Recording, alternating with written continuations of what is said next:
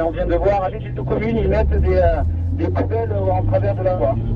Au moins 4 coups de feu tirés, des policiers mis en joue, la compagnie de sécurisation n'a plus de temps à perdre.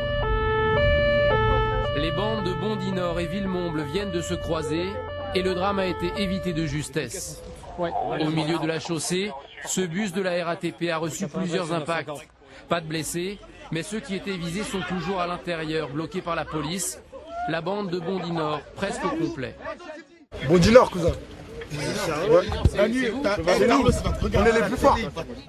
Elle traversait la commune de Villemomble quand la bande de la Sablière leur a tendu un guet-apens.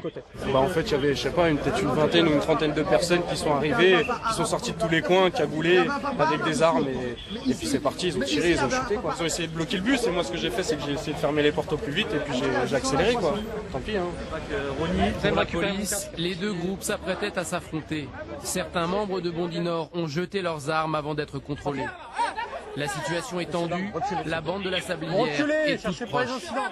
Vous allez voir, vous avez tiré avec des fausses balles, on a des calages, on a des lance-roquettes. Vous allez voir. La compagnie de sécurisation doit maintenant retrouver les tireurs au milieu de la cité des Marnaudes.